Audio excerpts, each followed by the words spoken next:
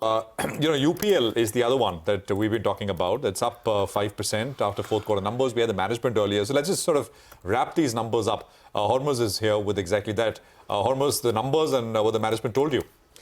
Surprisingly, it came out as a profit compared to expectations of a net loss. UPL reported a 40 crore profit this quarter compared to expectations of a 360 crore loss. But that is also because there was a one-time component there of 105 crores that contributed to the profit. Excluding that, it's still a loss, but it is still a loss that is lesser than anticipated. So that was one positive. Now, for the debt as well, there was one of the key monitorables to watch out for, because during the December quarter, the management had said that from the current levels of $3.7 billion, they'll bring the debt down to $2.5 billion. They have managed to do that, to bring it down to $2.66 billion at the end of the March quarter. Now for FY25, they're saying that revenue growth will be 4 to 8%, the EBITDA growth will be 6 to 10%, and they're expecting EBITDA on an absolute basis to grow more than 50% in FY25 compared to a year-on-year basis. And they also said, when it comes to debt, that $300 to $400 million in operating cash flow will be used to pare down the debt. Now, we spoke to the management just a few minutes earlier. They spoke about the rights issue. Now, remember, the rights issue was approved late last year, and now they have shared a timeline that it may happen either in the second or the third quarter of FY25.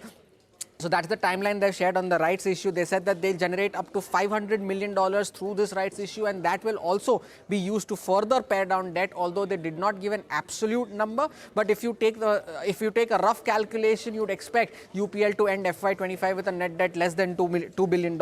And also, additionally, they said that besides this rights issue, they are also looking at other capital raising opportunities also, although they did not specify which were they, but they are also exploring other opportunities. Now, when it comes to geographies, they said that Latin America is a two-faced story. They said that Brazil continues to destock, but the rest of Latin America will continue to see strong growth in FY25, as has been the case in FY24 as well. Remember, Latin America is the core business for UPL. Almost 40% of their revenue comes from there. So there's strong commentary from Latin America. And for Europe also, they are expecting a strong FY25 from that geography as well, which was impacted partly due to destocking and some rains in FY24. So strong commentary overall from UPL. The stock has been an underperformer this year and as well as over the last 12 months. It has been excluded from the Nifty. It'll be interesting to see how the street views this number and this commentary tomorrow morning.